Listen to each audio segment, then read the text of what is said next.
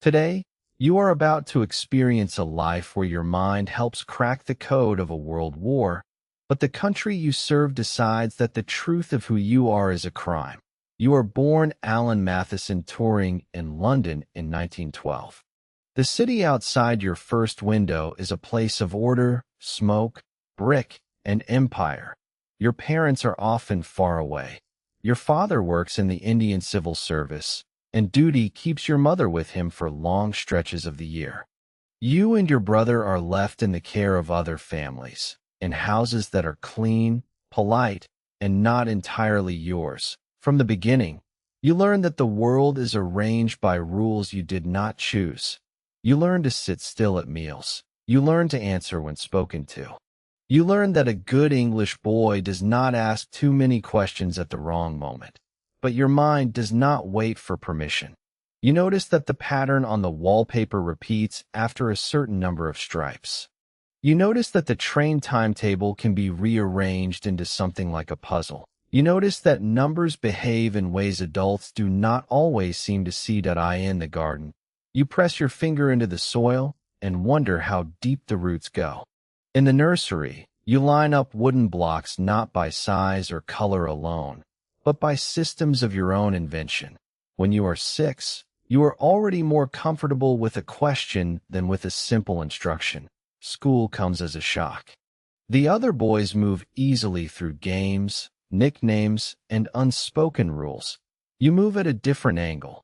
You are not cold, and you are not silent, but you are often looking at the shape of a problem while the rest of the room has already moved on. A teacher asks a question. You give an answer that is true, but not the answer he wanted. You explain the route by which you arrived. The teacher grows impatient. You do not understand why being right is not enough. Primary school. You read about nature, chemicals, maps, and codes. You make little experiments. You write letters to your parents that sound more like reports from a small scientific expedition than like a child's letter home. You do not mean to be strange. You are simply more interested in how things work than in how they are supposed to appear. Adults sometimes call you absent-minded. Other times they call you stubborn. The truth is quieter. Your attention is pulled toward patterns that other people have learned to ignore. When you are 10, you discover that ink can be mixed, measured, and tested. You become fascinated by the way a tiny change in one ingredient changes everything else. You begin to see the world as a series of instructions that produce results. You do not yet have the language for a machine, but you already have the instinct. At Sherburne School, the architecture is ancient, the rules are strict, and the weather seems to find every collar. You arrive by bicycle once, traveling for miles through a strike, because the journey itself feels like a problem you can solve. The masters at Sherburne do not always know what to make of you. You are good at mathematics, but uneven elsewhere. Your handwriting is difficult. Your essays drift toward analysis when they should drift toward sentiment. You are told to try harder at rugby. You would rather watch the arcs and collisions, calculate the vectors, and avoid being knocked into the mud. You are not unhappy, but you are often separate. Then you meet Christopher Morcom. He is a year older, bright, gentle, and serious about science. He does not laugh at your intensity, he shares it. The two of you talk about mathematics the way other boys talk about cricket scores. You exchange ideas about astronomy, chemistry, and the possibility that the universe can be understood. You begin to wait for his company. You notice that a corridor looks different when he is in it. You notice that an ordinary problem becomes lighter when the two of you bend your heads over the same page. You do not have a name for what you feel. You only know that the world is larger when he is near. Christopher's mind is quick and clear. He treats your ideas as if they mattered. In return, you try to deserve his attention. You work harder. You read further. You imagine that the two of you might build something together, perhaps a laboratory of thought, a shared future in which no question is too strange. The friendship does not need to be spoken into a grand shape. It is enough to walk beside him, to pass notes about a formula, to feel that someone else sees the same hidden pattern behind the day. Then Christopher becomes ILL.at. First it is a cough, a tiredness, an absence from lessons. Then it is a hospital bed and letters that must travel farther than your voice. You write to him. You tell him about experiments and ideas. You try to make your letters bright because you believe that interest in the world might pull him back into it. In February 1930, Christopher Morcom dies. You are 17 and the news arrives as a fact that refuses to fit into any equation. You walk through the school grounds while the ordinary routines continue around you. Bells ring. Boys run to meals. Masters walk in black gowns. The world performs its usual instructions, but something at the center has stopped. You do not fall into loud grief. You sit with the silence. You begin to ask what happens to a mind when the body dies. You write to Christopher's mother with careful, respectful words. You wonder if consciousness, memory, or information might continue in some form after the body is gone. You are not merely comforting yourself. You are trying to understand the physics of loss. If the mind is a pattern, you think, then perhaps the pattern can survive when the physical body changes. If the universe follows laws, then even death must obey some deeper logic. This grief does not disappear, that it becomes part of your thought. You carry the memory of Christopher into your studies like a second private country, at King's College, Cambridge. You arrive into a world made of stone, grass, rain, and argument. The mathematics of the 1930s is alive with questions about what can be known. In lecture halls, men draw symbols on blackboards and wipe them away before the dust settles. In rooms heated weekly, students argue about logic, proof, and the limits of formal systems. You ride a bicycle through narrow streets. You attend formal dinners in a gown. You buy books secondhand and leave them open on your desk. You spend long nights walking along the river, speaking half sentences to yourself. Cambridge gives you a place where the mind is not an embarrassment. But even here, you are not entirely typical. You are direct. You do not perform politeness for its own sake. You care less about advancement than about whether an idea is true. Some people find you odd. Others find you refreshing. The mathematics does not care. In 1935, you begin to think about a question that seems abstract to everyone outside the room. You ask what it means for a method to be mechanical. You ask whether there are things that cannot be computed. You ask whether a machine, following instructions, might imitate the step-by-step work of a human mathematician. These questions sound like philosophy to some that you. They are as practical as gears. In 1936, you publish a paper called Uncomputable Numbers. The title is plain. The idea inside is not. You imagine a simple machine. It has a strip of paper divided into squares. The machine can read one square at a time. It can move left or right. It can write a symbol, erase a symbol, and change its own state according to rules.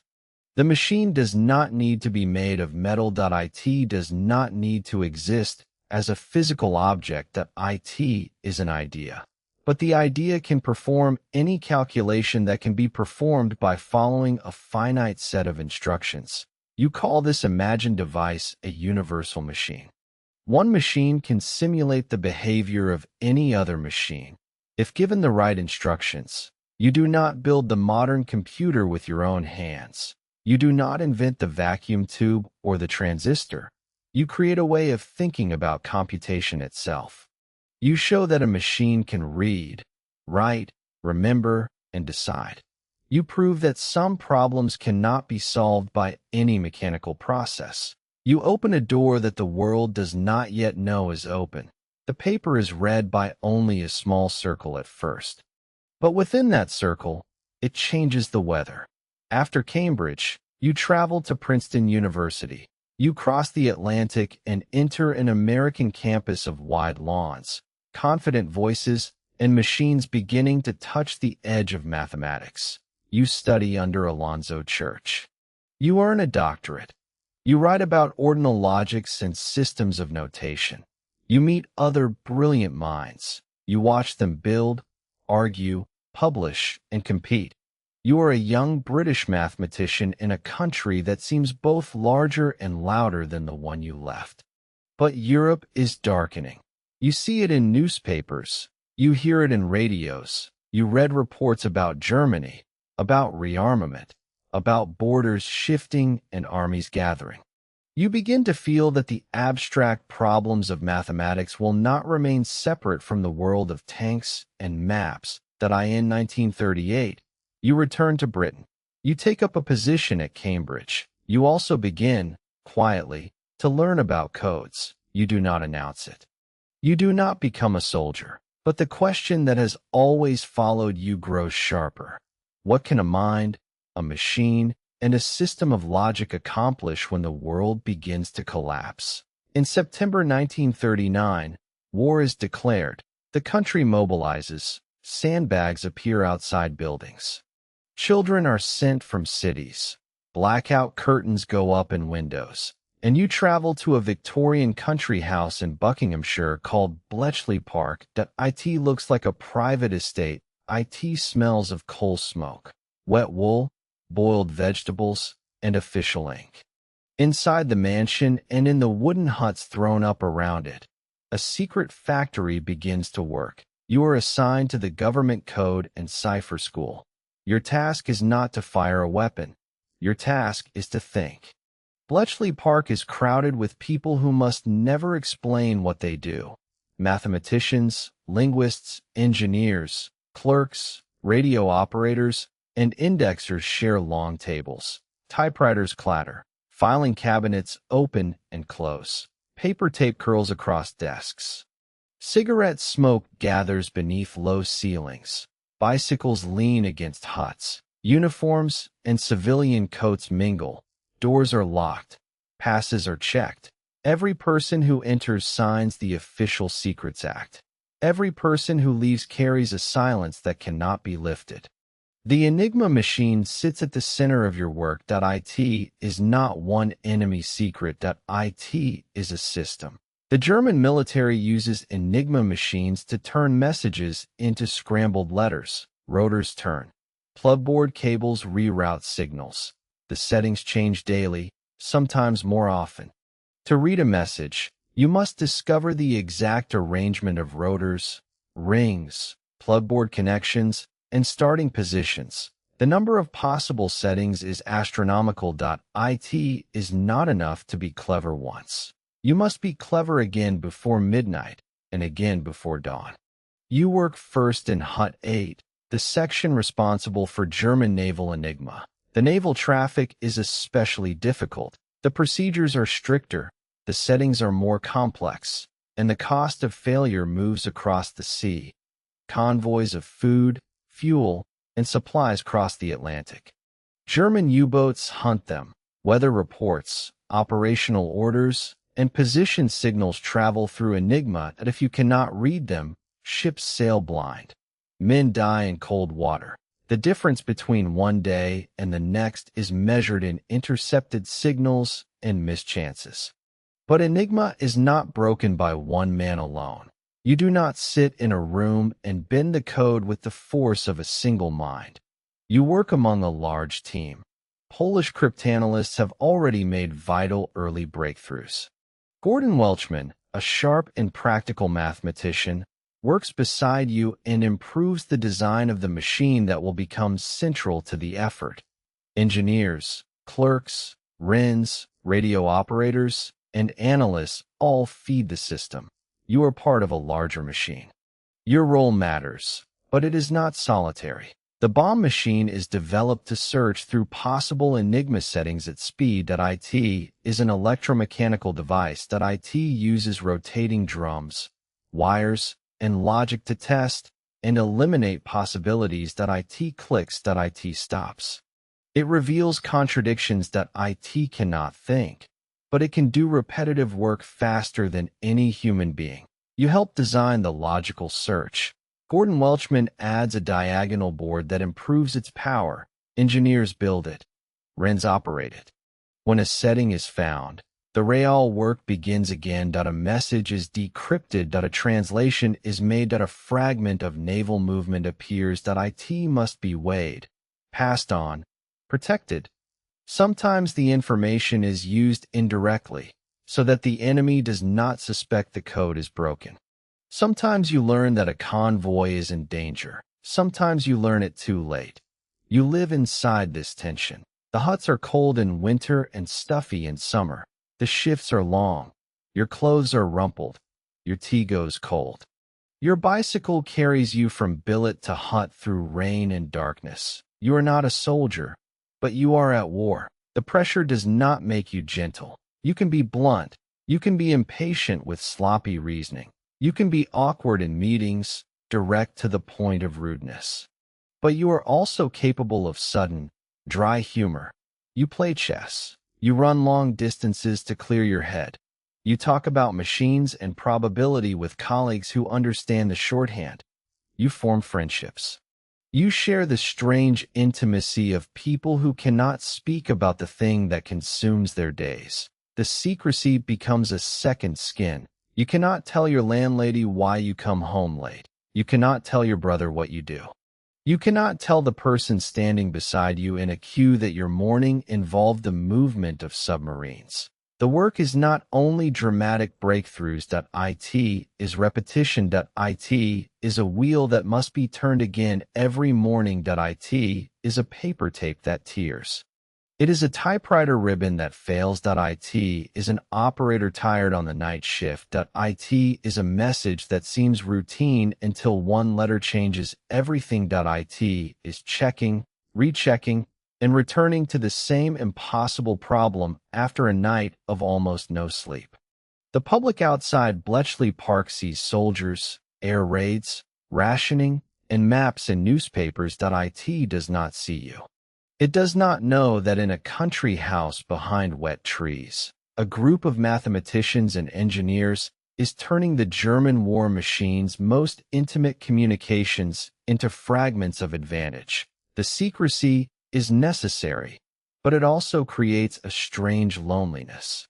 You are surrounded by people who share the secret, yet outside the fence, you are an ordinary man in a civilian job. You are thought to be doing something unimportant. You accept this. It is part of the service, but the cost is real. A part of your life becomes invisible. You cannot explain your exhaustion. You cannot explain your urgency. You cannot explain why a certain piece of news from the Atlantic makes your hands go still. You just carry it. In 1942, you travel to the United States to share technical work on codes and secure speech. You cross the Atlantic again. You meet American cryptanalysts and engineers. You discuss encryption, decryption, and the growing need for machines that can handle enormous complexity. You see the war from another angle. You return to Bletchley Park with new problems and new pressure. The naval war shifts. Enigma is not the only challenge. Other systems, other machines, other layers of German communication demand attention. You move through the work. The war does not end quickly. It grinds on. The huts fill with more people. The machinery grows. The organization becomes more elaborate, and you remain at the center of a storm that cannot be named. When the war ends in 1945, the public celebration is enormous. Crowds fill the streets. Flags hang from windows. People sing, but you do not stand in the light. The work of Bletchley Park is still secret. You are given a quiet honor. You know what happened inside the huts. You know how many messages move through your hands. You know the fear, the fatigue, the machine oil, the cold tea, but the country cannot say your name. You leave Bletchley Park. You are no longer a codebreaker. You are a mathematician with a secret that still cannot be told. After the war, you join the National Physical Laboratory. Your task is to help design an electronic computer. You do not want to build a faster calculator. You want to build a machine with memory. You want to build a machine that can follow instructions stored inside itself. You write a detailed design for the automatic computing engine. The AC.IT is ambitious. It includes ideas that later machines will make ordinary: memory, stored programs, subroutines, and the ability to modify its own instructions. But the machine does not arrive quickly. Committees meet. Budgets shift. Engineers argue. Bureaucracy moves at a speed that has nothing to do with logic. You grow frustrated. The gap between a beautiful idea and a working machine is filled with delays, compromise, and paper. You leave the National Physical Laboratory. You move to Manchester, where a small experimental machine is being built at the University of Manchester. You work with engineers on early computers. You write programs. You help create software for a machine that still smells of solder and hot valves. You are no longer only a theorist. You are close to the metal, to the switches, to the cathode ray tubes that hold a fragile memory. The world outside is still rebuilding. Cities are scarred by bombs. Rationing continues. Britain is tired. The empire is loosening. But inside the Manchester Computing Laboratory, a future is being assembled one circuit at a time. You become interested in a question that will outlive you. Can a machine think? The question sounds like science fiction to many people. It is precise. In 1950, you publish a paper called Computing Machinery and Intelligence. You ask whether a machine might imitate a human conversation closely enough to be mistaken for a person. You propose an imitation game. A human judge communicates with a person and a machine through written messages. If the judge cannot reliably tell which is which, then the distinction between machine intelligence and human intelligence becomes harder to defend. You are not saying that machines will dream. You are not saying that machines will love. You are forcing the world to look honestly at what intelligence means. You list objections. You answer them with patience and wit. You speak of a child machine that might learn. You speak of the future as a horizon, not as a prediction. You know that people will resist the idea, but you have never needed approval to follow a question. At Manchester. You also become interested in the mathematics of biology. You study how patterns form in nature. How does a simple cell become a leaf, a stripe, a spot, a limb? You write about chemical substances reacting and diffusing through tissue. You describe how simple rules can create complex forms. The work is beautiful. It connects the abstract machine to the living world. It connects the boy who pressed his finger into the soil to the mathematician who imagines the invisible equations of life. But your life outside the laboratory is becoming dangerous. Britain celebrates victory, but it continues to criminalize men who love men. The law is old. The enforcement is uneven. The shame is enormous. You are not a public figure. You are a private man. But you try to live honestly. In 1952, you report a burglary at your home in Manchester. The police arrive. In the course of the investigation, you acknowledge a relationship with a man named Arnold Murray. You do not think of your admission as a confession. You think of it as the truth. The police do not. You are charged with gross indecency. The word is ugly. The process is uglier. Your private life becomes a matter of public record. Newspapers do not yet know your wartime work. They know only what the law says you are. You are questioned. You are examined. You are made to explain the ordinary details of your intimate life to strangers who hold power over you. You are not a hero in the courtroom. You are a defendant. You stand in a dock. You hear the charge. You see the room arranged for judgment. You are offered a choice: prison or probation with hormonal treatment. The treatment is called an option, but it is not a free choice. It is state pressure wearing the clothes of mercy. You choose the treatment. Prison would separate you from your work. Prison would make your mind a cage.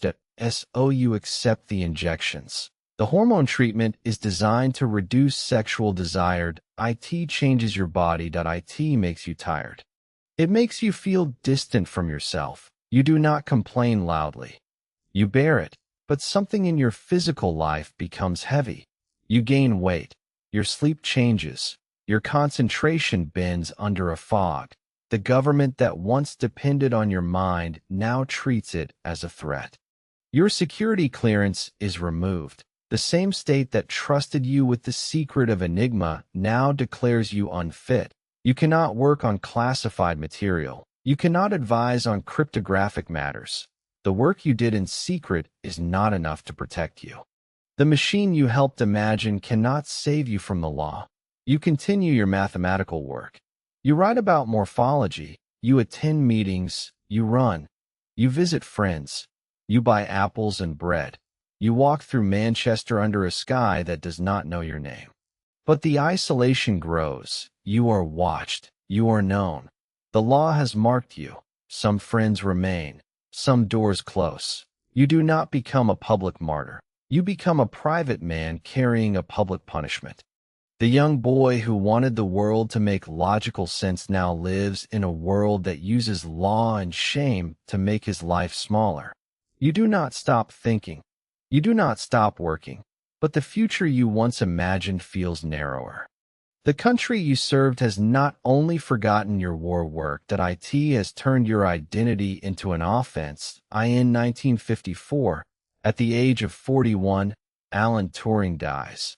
The inquest concludes that he died from cyanide poisoning, that a partially eaten apple is found near his body.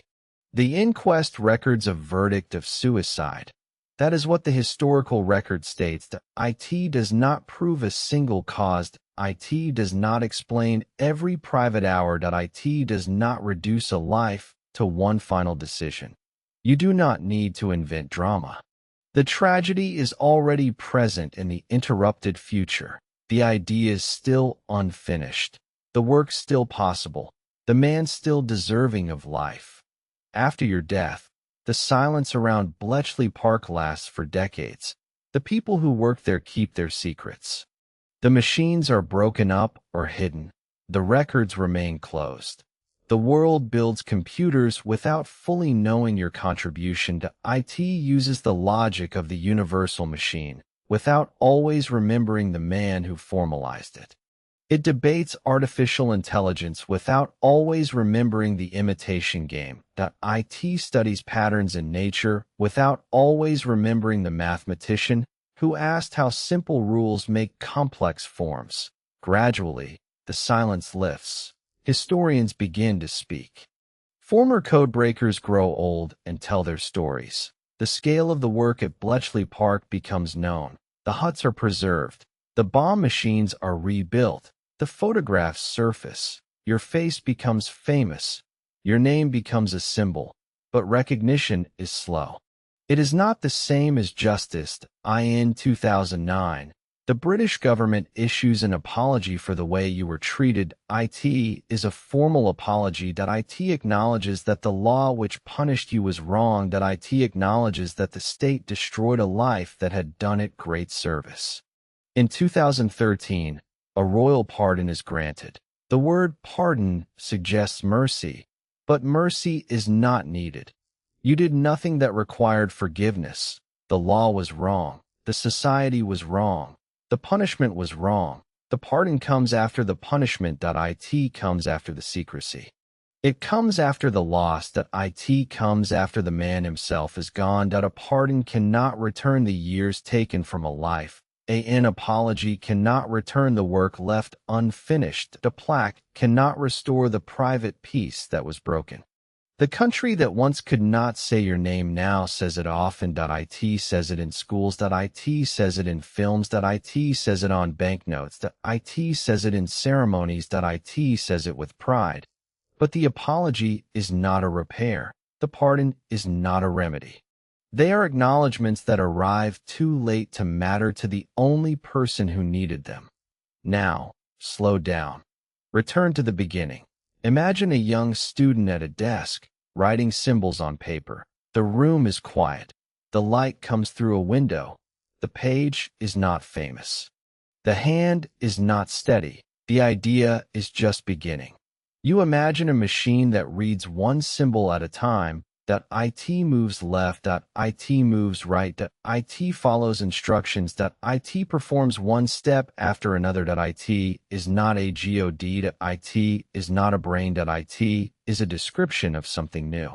That image will outlive the room, that IT will outlive the ward, IT will outlive the country that punished you, IT will become the foundation beneath the device you use to read these words. But before all of that, it is only a young mind at a desk, refusing to stop asking questions. Now trace the distance. You are the isolated schoolboy who notices patterns in the garden. You are the friend who loses Christopher and asks whether mind can survive body. You are the Cambridge mathematician who imagines a universal machine.